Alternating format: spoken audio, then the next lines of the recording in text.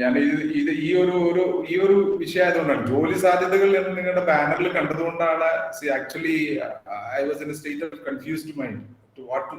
അത് കുഴപ്പമില്ല സാർ, നമ്മളതൊരു ടാഗ് ലൈൻ ആയിട്ട് കൊടുത്തേ ഉള്ളൂ sir. Not at all a problem. അതെ. Even my son was asking me, പപ്പ എങ്ങനെ നിങ്ങൾക്ക് ഇതിനെ കുറിച്ച് എന്താ പറയാൻ കഴിയുക, ജോലി സാധ്യതകളെ കുറിച്ച്. അതിനെല്ലാം ട്രെയിൻഡ് ആയിട്ടുള്ള ആളുകളും കാരിയർ ഓറിയന്റഡ് ആയിട്ടുള്ള ആളുകളും അല്ലേ. അപ്പോ Irshad, you told me that to share my experience എന്നുള്ള നിലക്കാണ് ഞാൻ ഇതിൽ ഇന്ററാക്ട് ചെയ്യുന്നത്. അപ്പൊ ഞാൻ പറയുന്നത്, even my entry to this profession was quite accidental. ഒരിക്കലും ഞാൻ ഒരു ലോ ഗ്രാജുവേഷൻ എടുത്ത് അതിൽ എനിക്ക് പ്രാക്ടീസ് ഉദ്ദേശിച്ച് ഒരു കരിയർ ബിൽഡ് ചെയ്യണം എന്നുള്ള നിലക്കല്ല ഞാൻ ലോ ഗ്രാജുവേഷൻ എടുത്തത്. അതുകൊണ്ടാണ് ഞാൻ നേരത്തെ പറഞ്ഞത്, അത് പഠിക്കുന്ന സമയത്ത് തന്നെ നമ്മൾ എന്താവണം എന്നുള്ളതിനെ കുറിച്ച് ഒരു ധാരണ ഉണ്ടാവുന്നത് നമുക്ക് നമ്മുടെ മുന്നോട്ടുള്ള ആ ഒരു സെയിലിംഗ് ഒന്നും കൂടി സ്മൂത്ത് ആകും. അപ്പൊ ആ ഒരു ആംഗിളിലേക്ക് നമുക്ക് പോവാൻ ഒരു എന്താ പറയാ, ഒരു ഇൻസ്പിറേഷൻ കിട്ടും. അപ്പോ ഒന്നിപ്പോ ടീച്ചിങ് ആണ്, ഇപ്പൊ ലോ കഴിഞ്ഞാൽ LLM എടുക്കാം, അതല്ലെങ്കിൽ അതിന്റെ മേലെ സ്പെഷ്യലൈസ്ഡ് കോഴ്സുകളുണ്ട്. ഇപ്പോ വ്യത്യസ്ത കോഴ്സുകൾ ഓഫർ ചെയ്യപ്പെടുന്നുണ്ട്, വ്യത്യസ്ത സബ്ജക്റ്റുകളുണ്ട്. ഇപ്പോൾ ഫോറൻസിക് ഡിപ്ലോമ വരുന്നുണ്ട് ലോ ഗ്രാജുവേഷൻ കഴിഞ്ഞിട്ട്, അതുപോലെ ഫിംഗർ പ്രിന്റ് ആ ഒരു സെക്ടറില് കോഴ്സുകളുണ്ട്. പല രീതികളും പല കോഴ്സുകളും പല യൂണിവേഴ്സിറ്റികളും പല പ്രൈവറ്റ് സെക്ടറുകളും ഓഫർ ചെയ്യുന്നുണ്ട്. അപ്പോ ലോ ഗ്രാജുവേഷൻ എടുത്തിട്ട് ഒരു പർട്ടിക്കുലർ സബ്ജക്റ്റിൽ സ്പെഷ്യലൈസ് ചെയ്ത് പ്രാക്ടീസ് അല്ലാതെ വേറെ ഏതെങ്കിലും തരത്തിലേക്ക് പോകണം എന്നുണ്ടെങ്കിൽ അതിന് ഓപ്ഷൻ ഉണ്ട്. പക്ഷെ when it comes to my personal experience, ഞാൻ ശരിക്ക് after +2 pre-degree I wanted to do some degree course actually. നമുക്ക് അങ്ങനെ ഒരു പ്രത്യേകിച്ച് സംഗതി ഒന്നുമില്ല. അതിനുശേഷം ഫാദർ ബിസിനസ്സിൽ MBM എന്നുള്ള ഒരു ലിമിറ്റഡ് സംഗതികൾ മാത്രമേ എന്റെ മനസ്സിലുണ്ടായിരുന്നു. പക്ഷെ ഗ്രാജുവേഷന് സ്റ്റേറ്റിന്റെ പുറത്ത് പോയിട്ട് പഠിക്കണം എന്നായിരുന്നു എന്റെ ആഗ്രഹം. പക്ഷെ അതിന് ഫാദർ സമ്മതിക്കാത്തൊരു വിഷയമാണ്. ഗ്രാജുവേഷൻ ആണെങ്കിൽ നമുക്ക് ഇവിടെ സറൗണ്ടിങ്സ് ഇഷ്ടംപോലെ കോഴ്സുകളുണ്ട്, കോളേജുകളുണ്ട്, അവിടെ എവിടെയെങ്കിലും ഒക്കെ ആക്കാമെന്ന്. അപ്പൊ പുറത്ത് പോകണം എന്നുണ്ടെങ്കിൽ ഏതെങ്കിലും ഒരു പ്രൊഫഷണൽ കോഴ്സ് പഠിക്കണം, അതിന് പോകണം എന്നുള്ളതാണ് ഫാദറിന്റെ ഒരു താല്പര്യം ഉണ്ടായിരുന്നത്. അതിന്റെ അടിസ്ഥാനത്തിലാണ് പിന്നീട് ഞാൻ ലോ ഗ്രാജുവേഷൻ അതിലേക്ക് എത്തിപ്പെട്ടത്. അപ്പൊ വൺസ് ഐ ജോയിൻഡ് ലോ, എന്റെ ഒരു പെർസ്പെക്റ്റീവ്സ് തന്നെ സത്യത്തിൽ മാറിപ്പോയി. കാരണം I started to enjoy my studies. ഓരോ നിമിഷവും ഞാൻ ശരിക്കും എൻജോയ് ചെയ്ത് ലോ ഗ്രാജുവേഷൻ ഞാൻ പഠിച്ച് ഓരോ ദിവസവും എനിക്ക് ഐ സ്റ്റിൽ റിമെമ്പർ. കാരണം ഓരോ സബ്ജക്ട്, ഇപ്പോൾ പീനൽ കോഡ് ആവട്ടെ, ജൂറിസ്പ്രുഡൻസ് ആവട്ടെ, അല്ലെങ്കിൽ ലോ ആൻഡ് സോഷ്യൽ ചേഞ്ച് ആവട്ടെ, അതല്ലെങ്കിൽ ലീഗൽ എത്തിക്സ്, എല്ലാ സബ്ജക്റ്റും നമുക്ക് ഒന്നൊന്നിന് ഇൻട്രസ്റ്റിംഗ് ആയിട്ടുള്ള സബ്ജക്റ്റ് ആയിട്ടാണ് എനിക്ക് ഫീൽ ചെയ്തത്. അപ്പൊ അത് വളരെ എൻജോയ് ചെയ്ത് പഠിച്ചു എന്ന് മാത്രമല്ല, ഈ ഒരു കോഴ്സ് കഴിഞ്ഞിട്ട് എനിക്ക് ഹയർ സ്റ്റഡീസിന് പോകണം എന്നുള്ള ഒരു ചിന്ത വരെ എന്നിലേക്ക് ഇൻസ്റ്റിൽ ചെയ്തു. അതിന്റെ അടിസ്ഥാനത്തിൽ പിന്നീട് ഞാൻ ബിസിനസ് ലോ വേണ്ടിയിട്ട് അപ്ലൈ ചെയ്ത് അതിന്റെ പോസ്റ്റ് ഗ്രാജുവേഷന് വേണ്ടി ചെയ്തു. പക്ഷെ ബൈ ദ ടൈം ഇനി പുറത്ത് നിൽക്കണ്ട, തിരിച്ചു പോരണം എന്നുള്ള ഒരു ഇൻസിസ്റ്റൻസ് വീട്ടിൽ നിന്ന് വന്നുകൊണ്ടാണ് പിന്നീട് ഞാൻ ഡ്രോപ്പ് ചെയ്ത് നാട്ടിലേക്ക് വന്ന് ഇവിടെ പ്രാക്ടീസ് ആരംഭിച്ചു. ഈ പ്രാക്ടീസ് ചെയ്യുന്ന സമയത്തും ശരിക്ക് അന്ന് ഒരു 2 years 1 year അപ്രന്റീസ്ഷിപ്പ് ഉണ്ടായിരുന്നു. അപ്പൊ നമുക്ക് സ്ട്രെയിറ്റ് അവേ കോർട്ടിൽ പോയിട്ട് ഒരു ഓപ്പണിംഗ് കിട്ടാത്തൊരു സാഹചര്യമായിരുന്നു. അതായത് നമ്മൾ ഒരു ട്രെയിനി എന്നുള്ള നിലക്ക് ഒരു 1 year രണ്ടിന്റെ ഇടയിൽ നിൽക്കണം. അതായത് ലോയർ ആയിട്ടില്ല, പിന്നെ ലോ സ്റ്റുഡൻസ് അല്ലതാണ്. ഈ ഒരു രണ്ടിന്റെയും ഇടയിൽ ഒരു സെഗ്മെന്റിൽ കുറച്ചു കാലം ഒന്ന് പോവേണ്ടി വന്നു. പക്ഷെ അത് ശരിക്കും it was quite boring actually. അപ്പോൾ തീർച്ചയായിട്ടും എനിക്ക് ആ സമയത്തൊക്കെ ഇതിൽ നിന്നൊന്ന് രക്ഷപ്പെടണം എന്നുള്ള ആഗ്രഹമായിരുന്നു. പ്രാക്ടീസ് നമുക്കറിയാത്ത കുറെ മാനദണ്ഡങ്ങൾ, പ്രാക്ടിക്കൽ ബുദ്ധിമുട്ടുകൾ. ഒന്ന്, നമുക്ക് എൻ്റെ ഒരു പേഴ്സണൽ ആറ്റിറ്റ്യൂഡ് അനുസരിച്ച് ഞാൻ അങ്ങനെ ഒരു ഇന്ററാക്ട് ചെയ്യാത്ത ആളായിരുന്നു. അതായത് ആളുകളുമായിട്ടോ അതല്ലെങ്കിൽ ഒരു പെർട്ടിക്കുലർ അതായത് നമ്മുടെ ലിമിറ്റഡ് സർക്കിളിൽ മാത്രം ഒതുങ്ങി നിന്നുകൊണ്ടിട്ടുള്ള ആ ഒരു നമുക്ക് ഒരു പൊളിറ്റിക്കൽ ഒരു പ്ലാറ്റ്ഫോമോ അതല്ലെങ്കിൽ മറ്റേതെങ്കിലും തരത്തിലുള്ള പ്ലാറ്റ്ഫോമോ ഇല്ലാണ്ട് ഒരു ഓപ്പണിംഗ് സൊസൈറ്റിയിൽ നമ്മൾ ബിൽഡ് ചെയ്ത് വരണം എന്നുണ്ടെങ്കിൽ അത് നമ്മുടെ ജോലിയോടുള്ള, ചെയ്യുന്ന പ്രവൃത്തിയോടുള്ള ആ ഒരു ഡെഡിക്കേഷൻ ഒന്നുകൊണ്ട് മാത്രമാണ് ആ ഒരു രീതിയിലേക്ക് നമുക്ക് ഉയരാൻ കഴിയും. ബാക്കിയുള്ളെല്ലാം വഴിയെ വന്നോളും. അതിൽ ഫസ്റ്റ് ഓഫ് ഓൾ നമുക്ക് വേണ്ടത്, ഞാൻ നേരത്തെ പറഞ്ഞ പോലെ 100% ഇന്റഗ്രിറ്റിയാണ് ഒരു ലോയറെ സംബന്ധിച്ചിടത്തോളം അയാൾ ആദ്യമായി ഉണ്ടാക്കേണ്ടുന്ന ഒരു സംഗതി. ഉണ്ടാക്കണം എന്ന് പറയാൻ കാരണം, every human being will have എന്താ പറയുക, അല്ലെങ്കിൽ ഹെർ ഓൺ ലിമിറ്റേഷൻസ്. പക്ഷെ ഇന്റഗ്രിറ്റി എന്നുള്ള ഒരു സംഗതി അത് as A good human being എന്നുള്ള ഒരു ക്വാളിറ്റിയുടെ ഇന്റഗ്രൽ പാർട്ടാണ്.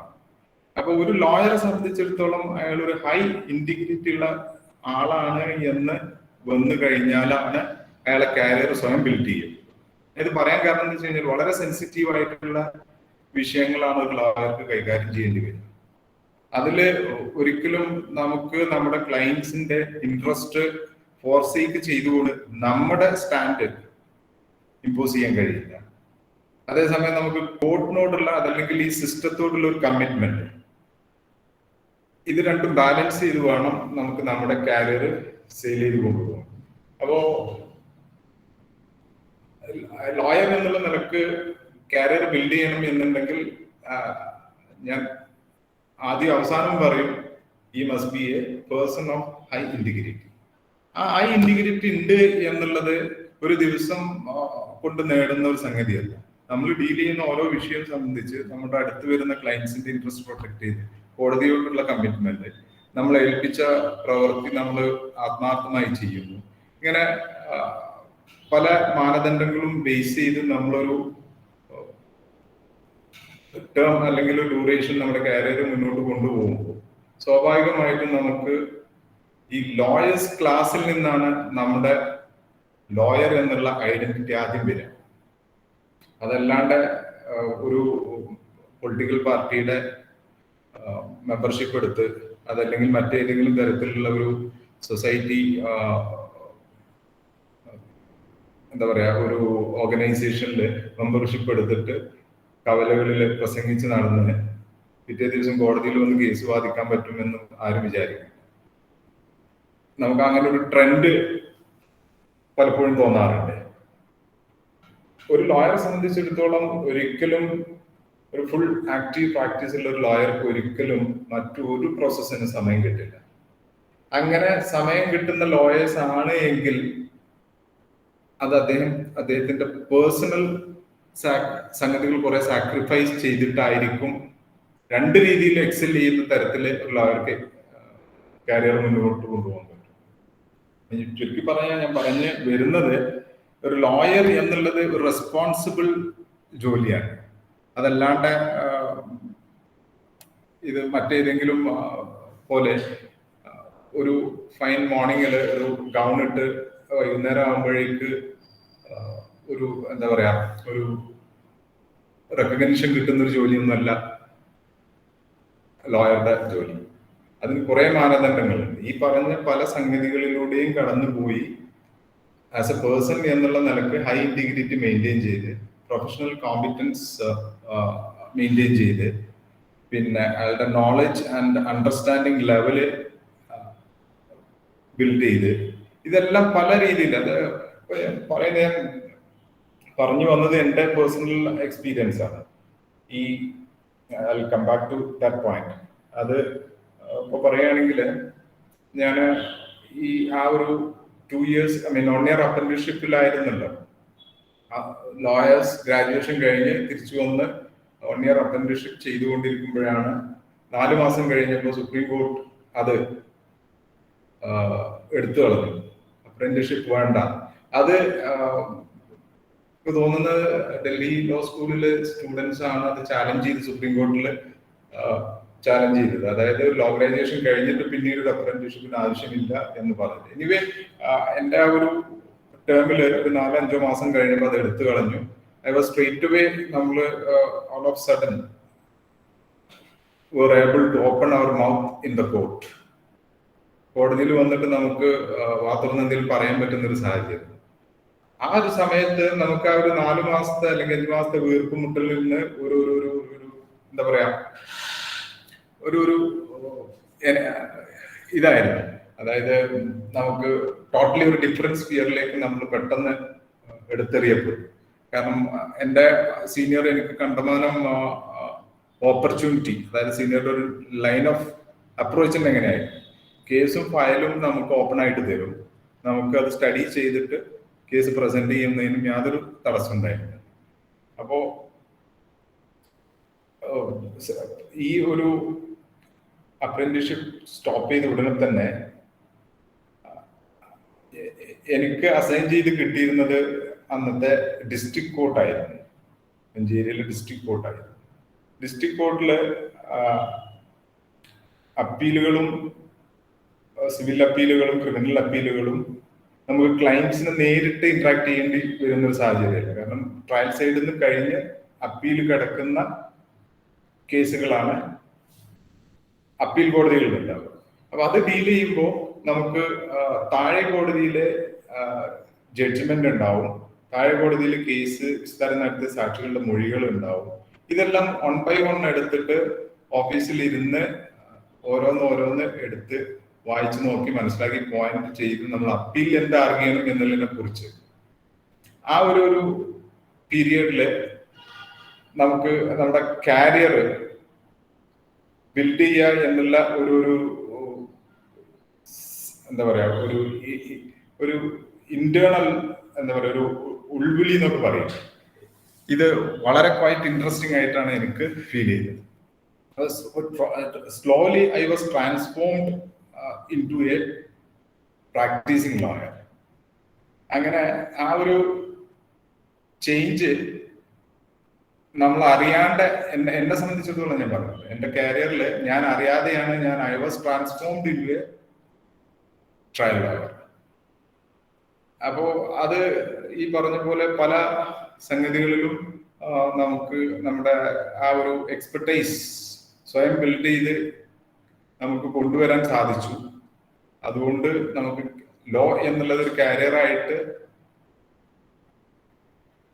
മുന്നോട്ടുള്ള ലൈഫ് കൊണ്ടുപോയി. അതിനുശേഷം I was A government leader 2011 to 2016 വരെ ഡിസ്ട്രിക്ട് ഗവൺമെന്റ് ലീഡറായി. അതിനുശേഷം 2019 ഞാൻ ഈ ഒരു ഹയർ ജുഡീഷ്യറി ടെസ്റ്റ് എഴുതിയപ്പോൾ എനിക്ക് കിട്ടിയത്. ഞാൻ സെക്കൻഡ് ടൈമാണ് എനിക്ക് കിട്ടിയത്. ഫസ്റ്റ് ടൈം ഞാൻ BP ആയിരിക്കുന്ന സമയത്ത് അറ്റംപ്റ്റ് നടത്തിയിരുന്നു, അതിൽ ക്വാളിഫൈ ചെയ്തില്ല. പിന്നെ സെക്കൻഡ് അറ്റംപ്റ്റിൽ എനിക്ക് ക്വാളിഫൈ ചെയ്ത് ഈ പറഞ്ഞ പോലെ ഈ ലോ ഗ്രാജുവേഷന്റെ മറ്റൊരു ഫേസ് കാണാതെ, അതായത് നമുക്ക് ജുഡീഷ്യറിയിലെ ഒരു വാസ്റ്റ് ഓപ്പർച്യൂണിറ്റി ഉണ്ട് സത്യത്തിൽ. അത് ഈ പറഞ്ഞ പോലെ ഒരു സ്റ്റുഡിയസ് ആയിട്ടുള്ള ആളുകൾക്ക് പറ്റുന്നൊരു ഫീൽഡാണ്. അതായത് പ്രാക്ടീസിൽ താല്പര്യമില്ല എന്ന പ്രാക്ടീസ് ചെയ്തുകൊണ്ടിരിക്കുന്ന അഭിഭാഷകരുണ്ടെങ്കിൽ ആ ഒരു ലൈൻ ഓഫ് കാരിയറും ഇതിനകത്തുണ്ട്. അപ്പൊ സ്ട്രേറ്റ് അവേ ലോ ഗ്രാജുവേഷൻ എടുത്തിറങ്ങുന്ന എല്ലാവരും ഈ പറയുന്ന ജുഡീഷ്യൽ സർവീസിലേക്ക് എൻട്രി ചെയ്യുക എന്നുള്ളത് ഇറ്റ്സ് പ്രാക്ടിക്കലി ഇമ്പോസിബിൾ ആണ്. ലിമിറ്റഡ് വേക്കൻസിയാണ് വരുന്നത്. അതിനനുസരിച്ച് കാപ്പബിലിറ്റി ഉള്ള ആളുകൾ അതിലേക്ക് എത്തിക്കൊള്ളും. അപ്പോൾ സ്ട്രേറ്റ് അവേ ലോ ഗ്രാജുവേഷൻ എടുത്തിട്ട് എനിക്ക് ജഡ്ജ് ആവണം അല്ലെങ്കിൽ മജിസ്ട്രേറ്റ് ആവണം എന്നുള്ള ഉദ്ദേശത്തിൽ ലോ ഗ്രാജുവേഷൻ ആരും എടുക്കാൻ പറ്റില്ല. ലോ ഗ്രാജുവേഷൻ എടുത്തതിന് ശേഷം ഒരു 5 years മിനിമം ലെവലിൽ പ്രാക്ടീസ് ചെയ്ത് ഇതിന്റെ എല്ലാ ഭാഗങ്ങളും മനസ്സിലാക്കി ജുഡീഷ്യൽ സർവീസിലേക്ക് പോകണമോ വേണ്ടയോ എന്ന് സ്വയം തീരുമാനം എടുത്തതിന് ശേഷം അതിന് അറ്റംപ്റ്റ് നടത്തിയാൽ മതി. ഐ സ്റ്റിൽ സി, ഞാൻ അപ്പോ ഈ ഒരു ഹയർ ജുഡീഷ്യറി എക്സാം എഴുതിയതും അതിൽ ഞാൻ അബ്സോർബ് ചെയ്യപ്പെട്ടതും ഈ പറഞ്ഞ പോലെ അതെല്ലാം ഇതൊന്നും നമ്മൾ ടെസ്റ്റ് ചെയ്ത സംഗതികളല്ല. പക്ഷെ it's all because I was a law graduate എന്ന് മാത്രമേ എനിക്ക് പറയാൻ പറ്റുള്ളൂ. കാരണം ഒരിക്കലും ഒരു ജുഡീഷ്യൽ സർവീസിൽ കയറി ഒരു നല്ല ജഡ്ജാണം എന്നുള്ള രീതിയിലേക്ക് ഒരിക്കലും ഞാൻ എൻ്റെ കാരിയറിൽ ഒരു സമയത്ത് ഞാൻ സ്വപ്നം കണ്ടിട്ടില്ല. I was behind all good lawyers actually. See, once we were all the law students in our college, കിർലോസ്കറിന്റെ ഒരു കേസ് കർണാടക ഹൈക്കോടതിയിൽ നടക്കുന്നുണ്ട് എന്ന് പറഞ്ഞിട്ട്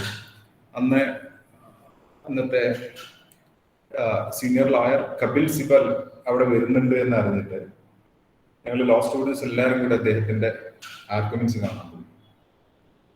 അപ്പോ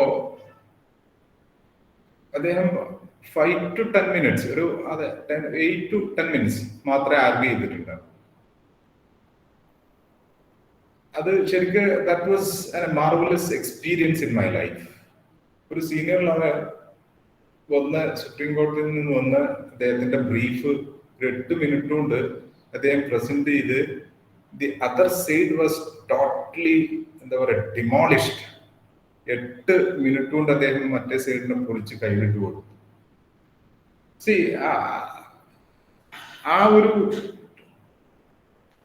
അതെല്ലാം നമുക്ക് മനസ്സിൽ ഭയങ്കര സന്തോഷം ഉണ്ടാക്കിയ ഒരു സംഗതിയാണ്. ഒരു ലോയറെ സംബന്ധിച്ചിടത്തോളം ഒരു ജുഡീഷ്യൽ ഓഫീസറെ കൺവിൻസ് ചെയ്തെടുക്കാൻ കഴിയുന്ന ഒരു കാപ്പബിലിറ്റി, അതായത് ജുഡീഷ്യൽ ഓഫീസേഴ്സ് ഇപ്പോ പേഴ്സണലി പറയുകയാണെങ്കിൽ പല രീതിയിൽ ജുഡീഷ്യൽ ഓഫീസേഴ്സ് ഒരു മാറ്ററിനെ അപ്രോച്ച് ചെയ്യും. അതായത് ഇപ്പോൾ എൻ്റെ മുന്നിൽ വരുന്ന ഒരു ബ്രീഫ് അതിൻ്റെ A to Z ആയിട്ടുള്ള എല്ലാ പേപ്പേഴ്സും എടുത്ത് വായിച്ച് മനസ്സിലാക്കി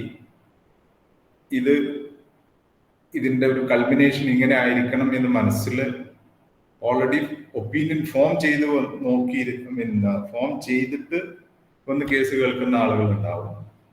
അതേസമയം ഇത് വായിക്കാണ്ട് 2 സൈഡ് ലോയേഴ്സ് പറയുന്നത് കേട്ടിട്ട് ഒരു തീരുമാനം എടുക്കണം എന്നുള്ള ഉദ്ദേശത്തിൽ വന്നിരിക്കുന്നവരുണ്ടാവും. അതല്ല, ഇത് രണ്ടും മനസ്സിലില്ലാണ്ട് 2 സൈഡും കേട്ടതിന് ശേഷം പിന്നീട് വായിച്ചു നോക്കിയിട്ട് ഒരു തീരുമാനം എടുക്കുന്ന ജഡ്ജ് ഉണ്ടാവും. അപ്പൊ ഇതിൽ നിന്നെല്ലാം നമുക്ക് ഒരു ലോയറെ സംബന്ധിച്ചിടത്തോളം ഒരു ജുഡീഷ്യൽ ഓഫീസറെ കൺവിൻസ് ചെയ്തെടുക്കുക എന്നുള്ള കാപ്പബിലിറ്റി അത് ഔട്ട് ഓഫ് എക്സ്പീരിയൻസിൽ നിന്നാണ് വരുന്നത്. അപ്പൊ അത് ഡിപ്പെൻസ്. ഇപ്പൊ ഒരു ജുഡീഷ്യൽ ഓഫീസർ ഒരു പോയിന്റ് ഓഫ് വ്യൂവിൽ എത്തി, അദ്ദേഹം ഓൾറെഡി മനസ്സിൽ ഈ ഒരു കേസിനെ സംബന്ധിച്ച് ഇങ്ങനെ ഒരു ധാരണ അദ്ദേഹത്തിന് ഉണ്ടെങ്കിൽ കൂടി ഒരു എഫിഷ്യന്റ്, എമിനന്റ് അല്ലെങ്കിൽ ഒരു ഇൻഫോംഡ് ലോയർ വന്നിട്ട് കേസ് പ്രസന്റ് ചെയ്ത് കൺവിൻസ് ചെയ്ത് ആ ഒരു പെർസെപ്ഷൻ, ഓഫീസറുടെ പെർസെപ്ഷൻ, ജുഡീഷ്യൽ ഓഫീസറുടെ പെർസെപ്ഷൻ മാറ്റാൻ കേപ്പബിൾ ആയിട്ട് ആ ഒരു ക്യാപ്പബിലിറ്റിയിലേക്ക് ഒരു ലോയർ വരുമ്പോഴാണ് അയാൾ ഇതിന്റെ ഏറ്റവും ഹയസ്റ്റ് ആ ഒരു സ്പിയറിലേക്ക് ഉയരുന്നത്. അപ്പോ ultimately I would say that, see, going for a law graduation ഒരിക്കലും നിങ്ങൾക്ക് വേസ്റ്റ് ആവില്ല. അത് എവിടെയെങ്കിലും എത്തിപ്പെടും, അതിനെ കുറിച്ച് യാതൊരു വറിയും നിങ്ങൾ ചെയ്യണ്ട. പക്ഷെ ഞാൻ നേരത്തെ പറഞ്ഞ പോലെ immediately after like other avenues ഇപ്പൊ അതെല്ലാം ഓവർ ക്രൗഡഡ് ആയി. ഈ പറഞ്ഞ പോലെ തന്നെ എഞ്ചിനീയറിംഗ് ആയാലും ഡോക്ടേഴ്സ് ആയാലും എല്ലാം അവരെ സംബന്ധിച്ചിടത്തോളം ഒന്നും ഒരു ബ്രൈറ്റ് കാരിയർ ഉണ്ട് എന്ന് നമുക്കിപ്പോ പറയാൻ പറ്റില്ല. പക്ഷെ ഈ ലോയേഴ്സ് അല്ലെങ്കിൽ ലോയർ എന്നുള്ള കാറ്റഗറി മാത്രമാണ് ലോ ഗ്രാജുവേഷൻ എന്ന് വിചാരിക്കുന്നിടത്താണ് ഈ പ്രശ്നം വരുന്നത്. അപ്പോ ലോ ഗ്രാജുവേഷൻ എടുത്തിട്ട് പ്രാക്ടീസ് വേണോ വേണ്ടയോ എന്നുള്ളത് അപ്പൊ തീരുമാനിച്ചാൽ മതി. ഇൻ ദ സെൻസ് നിങ്ങൾക്ക് താല്പര്യം ഇല്ലെങ്കിൽ അത് വിട്ടുപോവാൻ നിങ്ങളൊരു ടൈം സ്പാൻ കാണണം. കാരണം ഒരിക്കലും ഒരു പ്രാക്ടീസിൽ താല്പര്യം ഇല്ലാണ്ട് എക്സൽ ചെയ്യാണ്ട് അതിൽ ടൈം വേസ്റ്റ് ആക്കുന്നത് നമുക്ക് നമ്മുടെ ഫ്യൂച്ചറിന് നല്ലതല്ല. അപ്പോൾ ഒന്നുകിൽ ടീച്ചിങ് ആ രീതിയിലേക്ക് പോകാം, അതല്ലെങ്കിൽ മൾട്ടിനാഷണൽ കമ്പനീസിലെ ലീഗൽ അഡ്വൈസർ അങ്ങനെ പോവാം, അതല്ലെങ്കിൽ ബാങ്കിലെ പ്രൊബേഷൻ ഓഫീസേഴ്സ്, അതല്ലെങ്കിൽ ഈവൻ ആർമിയില് റിക്രൂട്ട്മെന്റ്സ് വരാറുണ്ട്. അതേപോലെ വ്യത്യസ്ത ഗവൺമെന്റ് സെക്ടറുകളിലേക്ക് നമുക്ക് PSC എഴുതിയിട്ട് ലോ ഗ്രാജുവേഷൻ ബേസ് ചെയ്ത് ഒരുപാട് ഓപ്പർച്യൂണിറ്റികളുണ്ട്. ഇതൊന്നും സ്ട്രെയിറ്റ് അവേ ലോ ഗ്രാജുവേഷൻ കഴിഞ്ഞ ഉടനെ ജോലി കിട്ടും എന്നുള്ള ഉദ്ദേശത്തിൽ ലോ എടുത്തിട്ട് കാര്യമില്ല. But I can assure U, നിങ്ങൾക്ക് ജീവിതത്തിൽ എന്തെങ്കിലുമൊക്കെ ആവാൻ കഴിയും, അതിൽ യാതൊരു സംശയമില്ല. അത് എന്തെങ്കിലും എന്ന് പറയുന്നത് ഒരു നെയിം സേക്ക് അല്ല, ഒരു സൊസൈറ്റി റെക്കഗ്നൈസ് ചെയ്യുന്ന ഒരു പൊസിഷനിലേക്ക് എത്താൻ കഴിയും എന്നുള്ളതിൽ യാതൊരു സംശയമില്ല. With these words, I conclude my session. Irshad, over to you. Okay, sir. Sir എനിക്ക് തോന്നുന്നു അവർക്ക് കുറച്ച് സംശയങ്ങളുണ്ട്. നമുക്കൊരു 5-10 മിനിറ്റ്സ് സാർ അവരുടെ സംശയങ്ങൾക്ക് വേണ്ടി മാറ്റി വെക്കാം. സോ നിങ്ങൾക്ക് എന്തെങ്കിലും സംശയങ്ങൾ ഉണ്ടെങ്കിൽ ചാറ്റ് ബോക്സിൽ ചോദിക്കാം. ഓക്കെ, അതിനുശേഷം നിങ്ങൾ കുറച്ചുപേര് എക്സാമിനെ കുറിച്ചൊക്കെ ചോദിച്ചിരുന്നു, അതുപോലെ തന്നെ വ്യത്യസ്ത കരിയറിനെ കുറിച്ച് ചോദിച്ചിരുന്നു. അപ്പൊ അതിന്റെ ഒരു പ്രസന്റേഷൻ ഉണ്ട്, നമ്മൾ പ്രസന്റ് ചെയ്ത് തരാം. ഓക്കെ, അതിന് മുന്നേ if you have any doubts നിങ്ങൾക്ക് ചോദിക്കാം. മൈക്ക് ചോദിക്കാം കേട്ടോ. ഇതിൽ സംശയമുള്ളവർക്ക് ചോദിക്കാം, മൈക്ക് ഓൺ ആക്കി ചോദിക്കാം, ചാറ്റ് ബോക്സിൽ ഇടാം. Not at all a problem.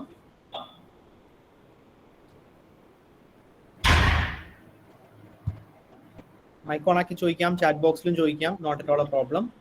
ആർക്കെങ്കിലും എന്തെങ്കിലും സംശയങ്ങൾ ഉണ്ടെങ്കിൽ ചോദിക്കാം.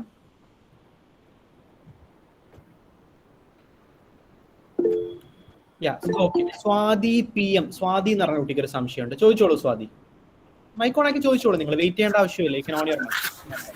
സർ നമസ്കാരം. നമസ്കാരം, എന്റെ പേര് സ്വാതി. ആദ്യമായിട്ടാണ് ഞാനൊരു ജഡ്ജിന്റെ അടുത്തൊക്കെ സംസാരിക്കുന്നത്. സർ, ഇപ്പൊ ഈ ഒരു ഫീൽഡില് എന്താ പറയാ, സ്ത്രീകള് ഇപ്പൊ കൂടുതലായിട്ട് വരുന്നുണ്ട്. പക്ഷെ എന്നാലും പിന്തിരിപ്പിക്കുന്നവരാണ് കൂടുതലും. അവര് മെയിനായിട്ടും പറയുന്നത് ലൈക്ക് കരിയർ നല്ല രീതിയിൽ ബിൽഡ് ചെയ്യാൻ പറ്റില്ല, അല്ലെങ്കിൽ അവർക്ക് ഇതൊരു സേഫ് ഫീൽഡ് അല്ല എന്നൊക്കെ പറഞ്ഞ് പിന്തിരിപ്പിക്കുന്നവരാണ് കൂടുതൽ. അപ്പൊ അതിനെ കുറിച്ച് എന്താ പറയാ? ഇതില് I have greatest respect for women who are working in any sector. കാരണം ഒരു സ്ത്രീയെ സംബന്ധിച്ചിടത്തോളം ജോലിക്ക് പോവുക, അതേപോലെ ഫാമിലി ലൈഫ് മെയിൻറ്റെയിൻ ചെയ്യുക എന്ന് പറയുന്നത് it's not a silly affair.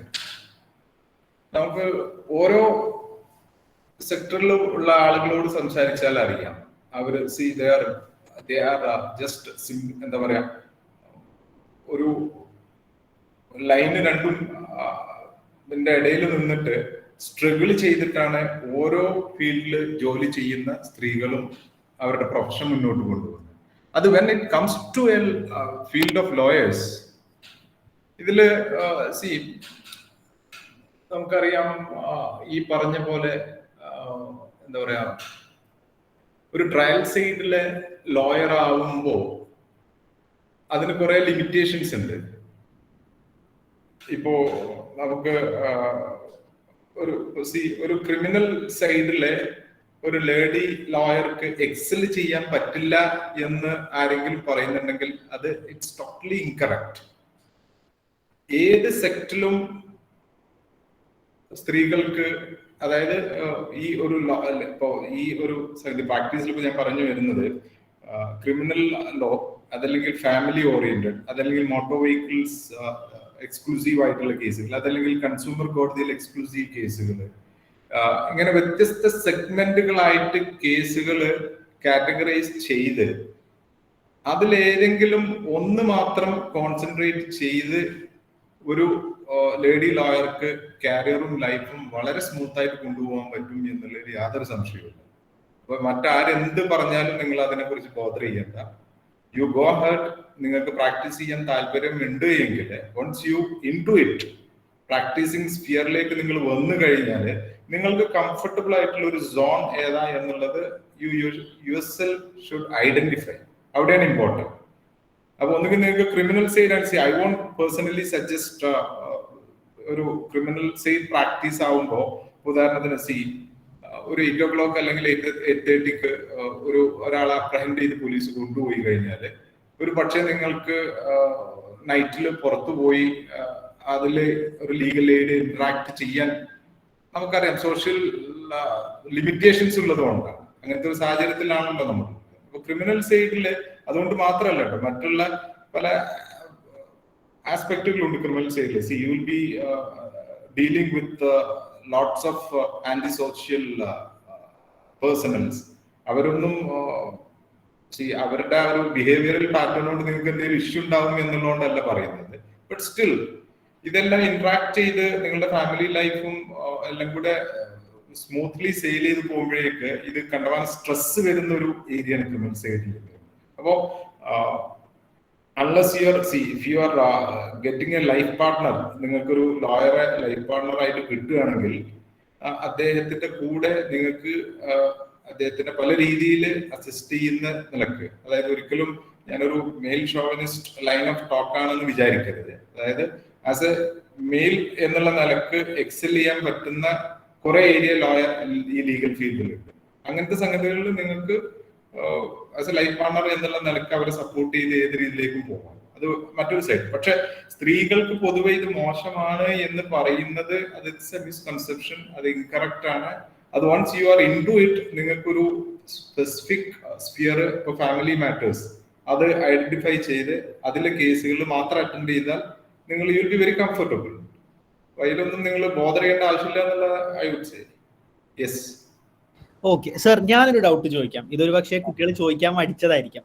ഒരു മൊമെന്റ് സാറിന് പ്രൗഡായി തോന്നിയത് by being a lawyer or a judge, ഏതെങ്കിലും ഒരു കേസിന്റെ എക്സ്പീരിയൻസ് ആയിരിക്കാം, അല്ലെങ്കിൽ ചിലപ്പോൾ വേറെ ലൈഫിലൊരു എക്സ്പീരിയൻസ് ആയിരിക്കാം. You feel so proud, like ഞാനൊരു ലോയർ അല്ലെങ്കിൽ ഒരു ജഡ്ജ് ആയതുകൊണ്ടാണ് എനിക്ക് ചെയ്യാൻ പറ്റിയത്. അങ്ങനത്തെ ഒരു മൊമെന്റ്, ഒരു കേസ്, എന്തെങ്കിലും സാറിന് ഒരു എക്സ്പീരിയൻസ് പറയാമോ?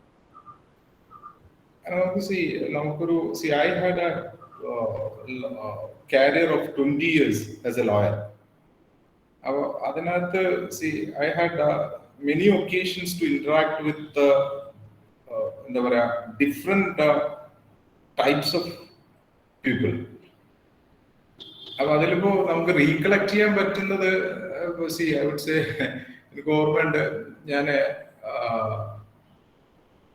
ഒരു 138 മാറ്ററിൽ, ഒരു 138 നെഗോഷ്യബിൾ ഇൻസ്ട്രുമെന്റ്സ് ആക്ടില് it was a cheque of 5 lakh rupees. That accused was convicted by the trial court for 6 months and payment of 5 lakh rupees. അന്ന് ഡിസ്ട്രിക്ട് കോർട്ടിലെ ഈ അപ്പീല് അഡ്മിഷൻ നടത്തി ചെയ്യുമ്പോൾ ഈ ഫൈൻ പോർഷൻ ഡെപ്പോസിറ്റ് ചെയ്യാൻ പറയുന്ന ഒരു പ്രിസൈഡിംഗ് ഓഫീസർ ആയിരുന്നു അന്ന്. ഇന്നിപ്പോ അത് 20% നിർബന്ധമായിട്ട് ഡെപ്പോസിറ്റ് ചെയ്യണം. പക്ഷെ അന്ന് ഈ ഒരു ഡെപ്പോസിറ്റ് ഓപ്ഷണൽ ആയിരുന്നു. അത് description of the judicial officer ആയിരുന്നു. ഈ ജുഡീഷ്യൽ ഓഫീസർ ഈ 5 lakh rupees ഡെപ്പോസിറ്റ് ചെയ്ത് കഴിഞ്ഞാൽ എന്റെ കക്ഷിയുടെ കയ്യില് കാശിൽ ഡെപ്പോസിറ്റ് ചെയ്യണം. അത് ഡെപ്പോസിറ്റ് ചെയ്തിട്ടില്ലെങ്കിൽ അയാൾക്ക് ജയിലിൽ പോവുകയും. അപ്പൊ ഈ ഒരു ഫാക്ടില് അദ്ദേഹത്തിന്റെ മുമ്പിൽ, ഓഫീസറുടെ മുമ്പിൽ ഇതിന്റെ ഈ കേസിലെ ലോവർ കോടതി ചെയ്ത ചില അപ്രീസിയേഷനിൽ വന്ന മിസ്റ്റേക്കുകൾ ഹൈലൈറ്റ് ചെയ്തുകൊണ്ട് അന്നത്തെ ജഡ്ജിനെ എനിക്ക് കൺവിൻസ് ചെയ്തെടുക്കാൻ പറ്റി. ആ 5 lakh rupees ഇല്ലാണ്ട് എന്റെ സസ്പെൻഷൻ എക്സിക്യൂഷൻ സ്റ്റേ ചെയ്യും.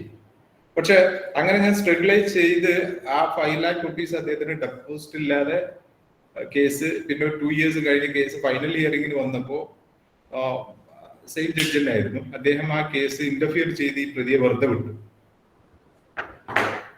വെറുതെ വിട്ടിട്ട് ഈ കക്ഷിക്ക് അതിന്റെ റിസൾട്ട് കൊടുത്തപ്പോ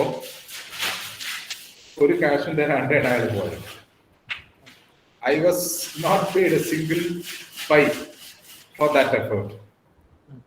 ഞാൻ പറയുന്നത് അന്ന് എനിക്ക് ആ ഓപ്പണിംഗ് ഫയലിങ്ങിന് കിട്ടിയ എമൗണ്ട് മാത്രമാണ് എനിക്ക് ആ 2.5 വർഷം ആ അപ്പീൽ കൊണ്ടു നടന്നിട്ട് കിട്ടിയത്. പക്ഷെ അതില് അയാൾക്ക് വേണ്ടിയിട്ട് ഞാൻ സ്ട്രെയിൻ എടുത്തിട്ട് ആ ഡെപ്പോസിറ്റ് അവോയ്ഡ് ചെയ്തു. അൾട്ടിമേറ്റ്ലി അയാള് എനിക്ക് കാശ് തരാതെ പോയപ്പോഴും ആ ഒരു സംഗതി, ഇതെല്ലാം ഇങ്ങനത്തെ ഓരോ പല എക്സ്പീരിയൻസുകളും ഉണ്ടാവും. അപ്പൊ നമുക്ക് ഇതേപോലെ നമുക്ക് ഒപ്രസ്ഡ് ആയിട്ട് കിടക്കുന്ന കുറെ ആളുകൾക്ക് ലീഗൽ എയ്ഡ് കൊടുക്കാൻ പറ്റിയ കുറെ ഇൻസ്റ്റൻസസ് ഉണ്ട്. അതെല്ലാം നമുക്ക് ലൈഫിൽ ഒരുപാട് ചാരിതാർത്ഥ്യം തരുന്ന സംഗതികൾ തന്നെയാണ്. ആസ് എ ലോയർ എന്നുള്ളത് I have enjoyed my life, എന്താ പറയാ, to the bottom and to the top.